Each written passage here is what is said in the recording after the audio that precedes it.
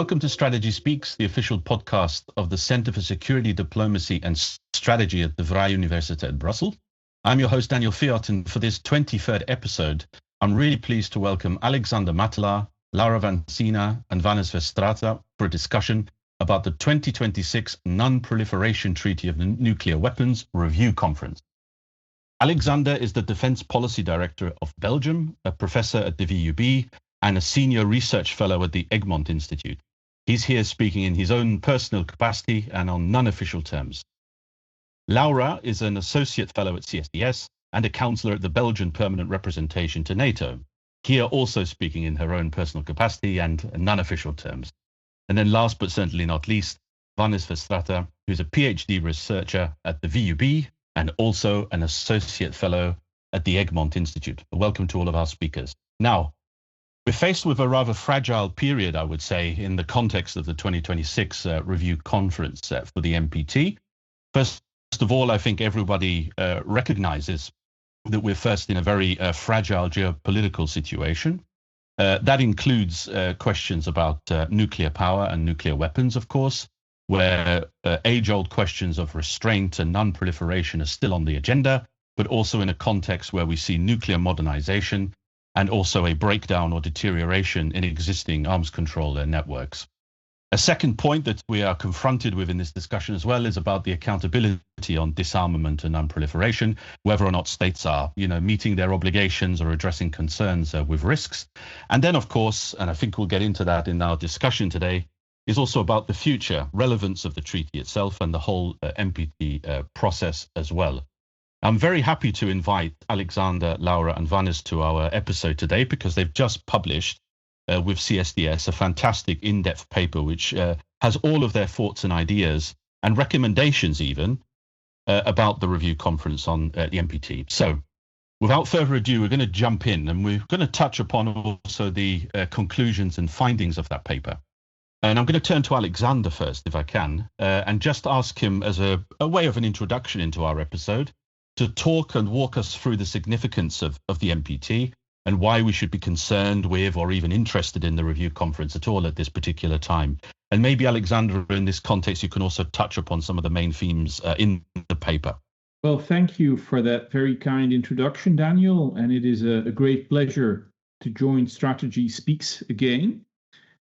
We have indeed just published this paper, and it is perhaps good to start at the beginning. To that purpose, it's useful to bear in mind that the Nuclear Non-Proliferation Treaty that was signed in 1968, that it was really born as a sort of a Cold War package deal, a grand bargain that was struck in that particular time frame.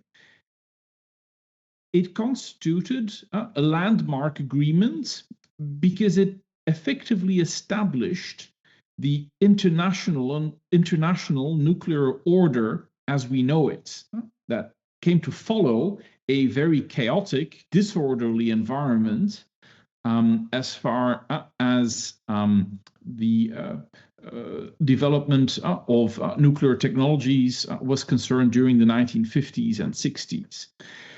What did that package deal include? Well, first and foremost, it recognized the 5 permanent members of the UN Security Council as nuclear weapon states.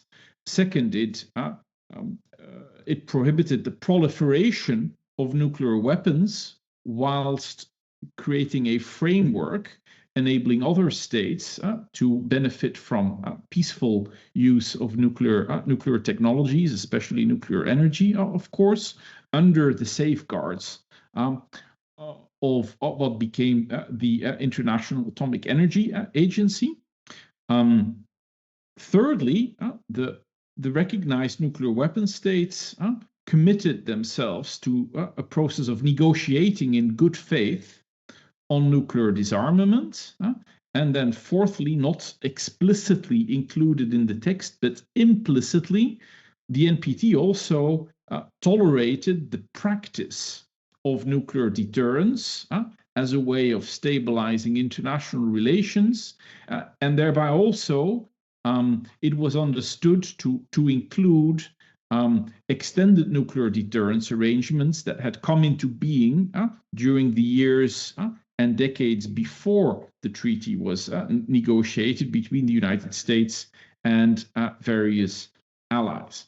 So fast forward to the post-Cold War environment in 1995, the treaty got indefinitely extended with a 5-year review cycle that succeeded from 1995 onwards due to the COVID pandemic breaking out.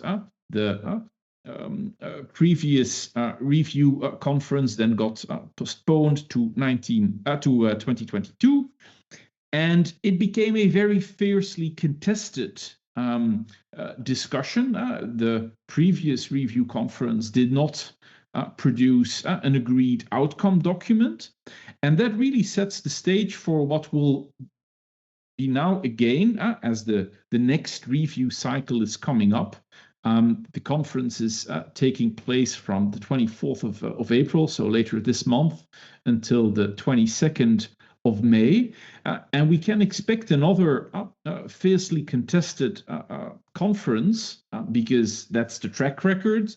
The security environment since the previous iteration in 2022 has not improved. It has, you can argue, significantly deteriorated further. And as a result, I think it is fair to assume that the review conference will constitute a narrative battleground. That is what we expect in our analysis, and it's an information battle that is set to intensify, and it is also a narrative battleground with particularly high stakes, because we now are getting to very fundamental questions, such as will the nuclear order as we know it effectively survive all the turbulence that the world is engulfed in today, and if it gets a fundamental revision, what may that revision look like? So that's a bit the stage. And of course, we don't know what the review conference will produce. There may be an agreed outcome, there may not be. But it is nonetheless for all stakeholders, and that is to say, really pretty much all states, all recognized states in the international system today, with a handful of exceptions, will be coming together at the table. So it is worthwhile paying attention to for that matter. Thanks so much, Alexander, for beginning our discussion here today. And I'm also actually reminded of the timeliness in your discussion. You were talking about stabilization, disorder. I was picking up these key words and also thinking a lot about the situation in Iran at the moment, but the discussion also doesn't end and begin with Iran. But I think you really pointed, in fact, to one of the core issues here about how do you maintain an original bargain or nuclear order, as you put it, in a context where geopolitically the world it seems to be heading in a very different direction. And on that point, actually, I'd like to turn now to Laura, if possible, because in the paper as well, I think all of the authors do a great job of particularly touching upon the role of Russia in specific terms. And Laura, I guess my question to you really is whether there is still a place for the NPT in today's world, especially with what Alexander's just said, you know, where arms control and the disarmament architecture itself seems to be in collapse or deterioration. So what role in this context do you see the Russian Federation, along with the US, of course, which is often seen as the senior nuclear power around the world? What role do these states play, actually? Thank you, Daniel, and also thank you very much for hosting us in this podcast. It's a real pleasure to be here. So ensuring a long-term shelf life has always been one of the main challenges whenever you're developing an arms control, disarmament, non-proliferation ADN treaty, because security contexts change, because military capabilities change. And it's true that today we live in a fundamentally different world compared to the one in which the NPT originated. And you already mentioned the crumbling ADN architecture. But I would argue that it's precisely because of this crumbling ADN architecture that the NPT today is so important. It's one of the last ADN treaties that we still have in place. It has near universal adherence. There are 191 states that are party to the treaty, including the P5. And I think it's very important that, of course, you can criticize the NPT, you can criticize the lack of progress that has been made, especially recently on nuclear disarmament. But at the same time, the NPT has 3 pillars: disarmament, non-proliferation, and peaceful uses. And I think the danger lies in losing sight of the successes and of what we have been able to achieve. And here, from a security perspective, I think that the biggest achievement of the NPT, and thus also the continuing value, is that we have been able to establish a nuclear non-proliferation and disarmament as a policy norm. Since the entry into force of the NPT in 1970, we've only seen 3 or 4 additional countries become nuclear weapon states, and that's a tremendous success. So in that sense, I think, the NPT today remains a very, very powerful safeguard for constraining nuclear proliferation and all its associated risks. I think one of the biggest dangers is countries, especially non-nuclear weapon states, contesting this norm. And this, of course, ties into the importance of the outcome of the conflict in Ukraine today. And the NPT also, and this then ties into what Alexander was saying about the narrative battleground, and the importance of discussion. Today, the NPT remains a forum for dialogue on nuclear issues amongst like-minded countries, because it's especially when you don't see eye to eye that you need to engage, that you need to dialogue. And whenever I speak with third countries, with non-Western countries, you see that there are still a lot of interests in common. Access to peaceful uses, definitely, but also everything related to risk reduction measures, to transparency, to verification, etc., etc. So I think, despite all the challenges, I definitely believe that the NPT remains one of the cornerstones, or the cornerstone of the nuclear non-proliferation regime and global arms control architecture. And then turning to the role of Russia therein, treaties imply that all state parties play a constructive role. Russia has the biggest nuclear arsenal. Its nuclear weapons play a key role both in its military strategy as a defensive shield within which it can then deploy its conventional capabilities, but also in its identity, because its nuclear capabilities really allow it to punch above its weight and play on a level that it would not be able to do with only its conventional capabilities and its economic situation. But as the saying goes, with great nuclear power comes great responsibility, and Russia has not been living up to its great responsibility. I think it's very safe to say, neither in deeds nor in words. So for the purpose of this podcast, I prepared a short and non-exhaustive list of how Russia has been behaving in the nuclear realm, both in actions and in words, because I think that this is really, really important to understand, because Russia is very good at criticizing others, but not always very good at introspection, unfortunately. So, Russia, by its invasion of Ukraine, it has been undermining the NPT regime, because it has broken the Budapest Memorandum that the Russia-Ukraine, along with some other countries, struck in 1994, where Ukraine gave up its nuclear weapons in return for security guarantees. Russia has announced the deployment of nuclear weapons and dual-capable systems in Belarus. It's changed its nuclear doctrine to lower the threshold of the use of nuclear weapons against nuclear and non-nuclear weapon states.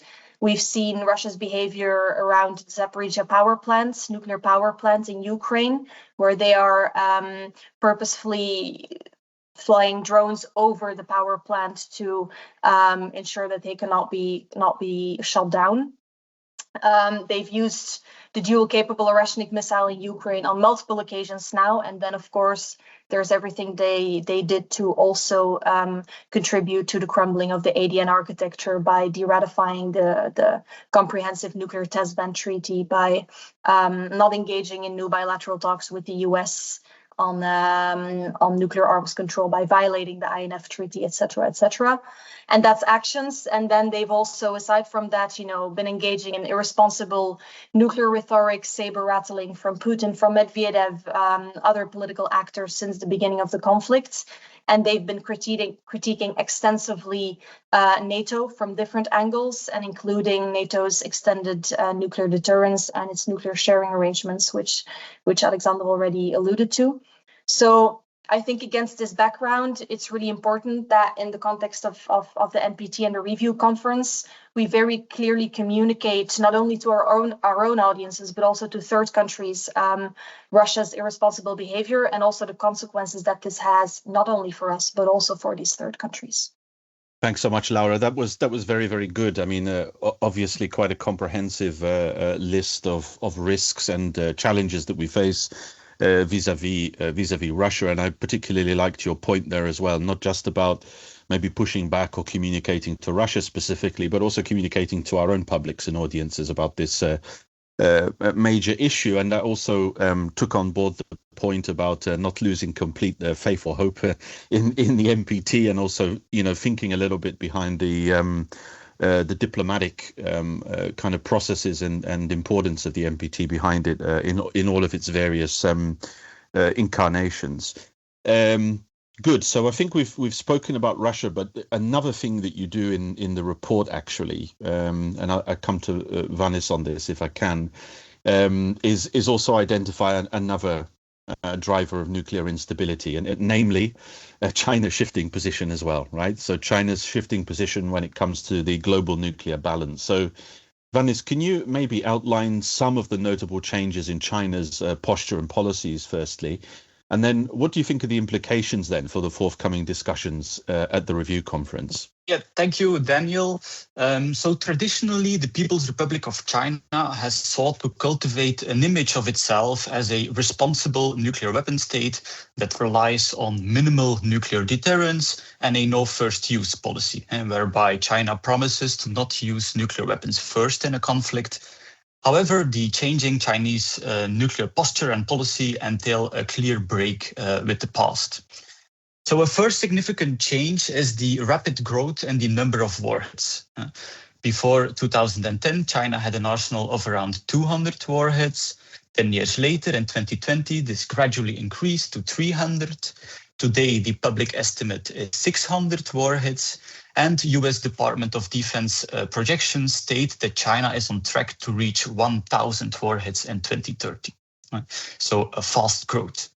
China is also completing its nuclear triad. During the so-called Victory Parade in September, China showcased all three legs of its strategic nuclear arsenal, namely land-based silo and road-mobile intercontinental ballistic missile, submarine-launched ballistic missile, and air-launched ballistic missile capabilities. And in addition, China is probably developing a low-yield nuclear warhead for the dual-capable DF-26 intermediate-range ballistic missile, which is suitable for theater nuclear operations. Moreover, China is developing a fractional orbital bombardment system, or FOBS, and this is a destabilizing nuclear weapon delivery system that brings a nuclear warhead into orbit to cover a long distance and deorbit from an unexpected angle to strike a target. Now, the motives of this buildup and modernization program are not really so clear. A Chinese white paper from November admitted that these capabilities changes are happening, and they are presented as necessary, and I quote, to safeguard China's own strategic security and overall global strategic stability. That said, the exact scope of the expansion, transparency on warhead numbers, and the rationale behind developing certain systems, such as the FOBS, were not mentioned. At the same time, China also continues to refuse to meaningfully engage in any arms control talks, and thus seems to prefer risking an arms race. Now, in February, a couple of weeks ago, U.S. Undersecretary of State for Arms Control and International Security, Thomas Tinano, claimed at the Conference on Disarmament that China conducted an underground yield-producing nuclear test on the 22nd of June 2020. U.S. Assistant Secretary of State for the Bureau of Arms Control and Non-Proliferation, Dr. Christopher Fiott, also shared seismic data to support this claim, and commercial geospatial data from before of the Chinese Lopnur nuclear test site also shows preparation for testing. This is a serious development, and China will need to explain what happened 6 years ago, as this would entail a violation of China's own testing moratorium. The country has also signed, but not yet ratified, the Comprehensive Nuclear Test Ban Treaty, CTBT. And moreover, the resumption of any explosive nuclear testing could trigger a reaction in kind by the other nuclear powers, right? So it would be very destabilizing. During the last few review conference and preparatory committees, China has also voiced strong opposition to US extended nuclear deterrence and nuclear sharing. Chinese officials wrongly claim that these established and decades-old policies, as Alexander already explained, would be a violation of the NPT. But historically, both the United States and the Soviet Union did extend their nuclear umbrella over their allies and developed different kinds of nuclear sharing arrangements. Moreover, these policies have also halted further proliferation, most notably on the European continent. And more recently, Russia has also started to plan forward deployment of nuclear weapons in Belarus, as Laura said. But then surprisingly, China has refrained from being critical about the Belarusian-Russian case. So we can see that the Chinese opposition against US extended nuclear deterrence and nuclear sharing is not really a genuine critique, but more of a smokescreen to hide their own destabilizing activities. So significantly expanding one's nuclear arsenal, developing destabilizing delivery systems, refusing to engage in arms control talks, preparing or maybe even conducting nuclear explosive tests, and polarizing the debate on extended nuclear deterrence and nuclear sharing. Yeah, these are all negative developments that further destabilize the nuclear order and will or should lead to heated debates in the upcoming review conference. China must be held accountable. Thanks so much, Wannes, for taking us through the position on China as well. And I think also in your report, you make very, very clear a lot of the risks which you've outlined, and indeed, it doesn't make for a very nice bedtime reading. All of this, and especially the pressures when you combine them with what Laura has also been saying about shifts in Russia's position as well. And also on top of that, of course, the ongoing crisis in Iran.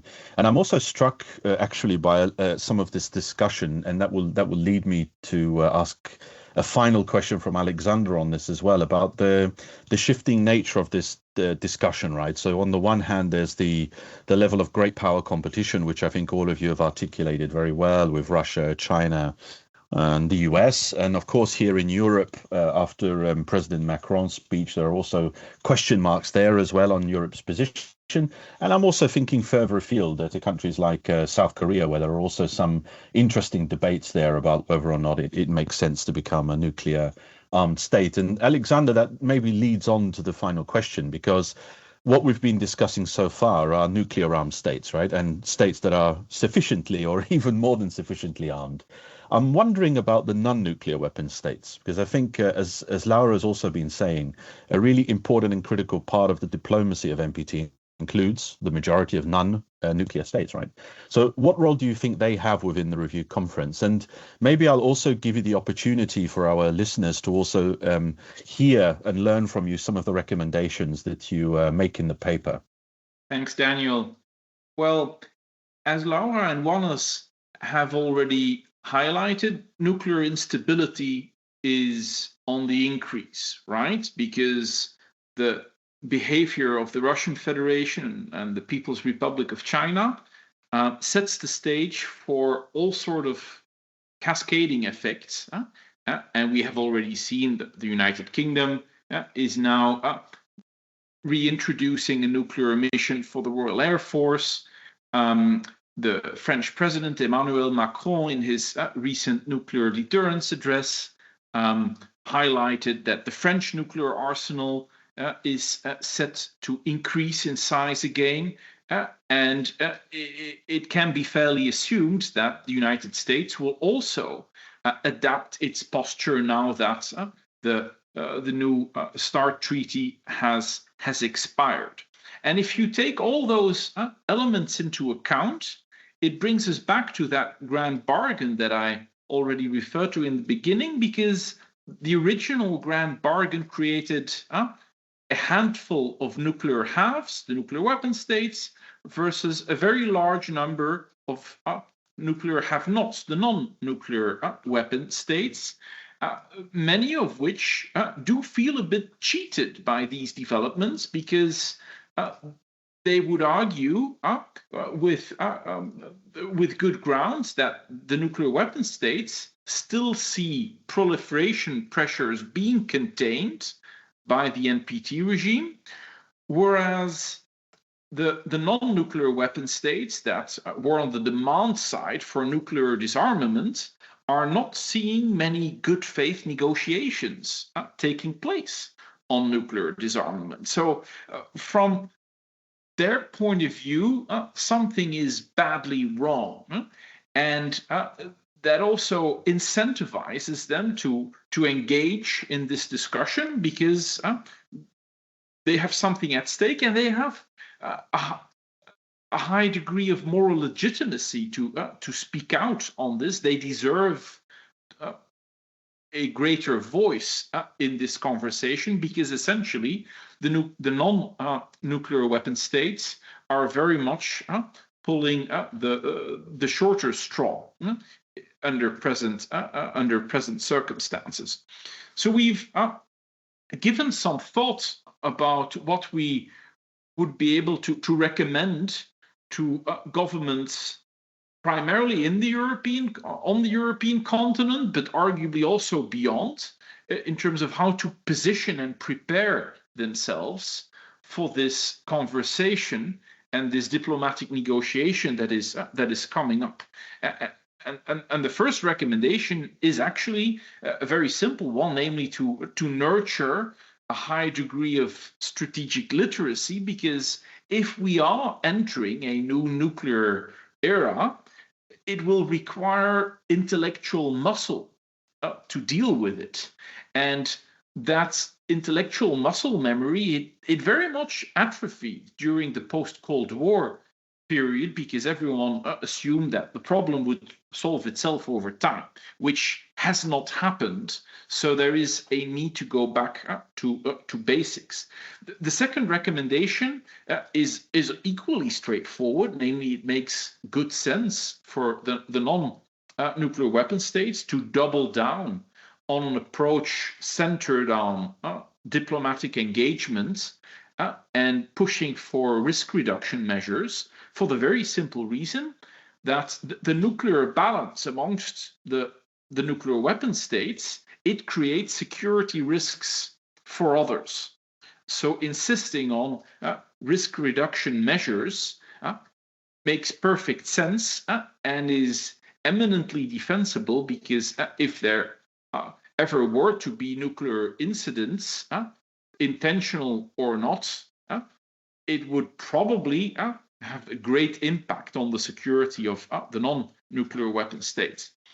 Thirdly, and as a precondition for sort of diplomatic strength, we are highlighting that it is critically important to defend truthful positions in the information space, because this is actually a much broader conversation, of course, but we see in international relations and international negotiations today, the truth is very much under siege in this environment in which information manipulation abounds.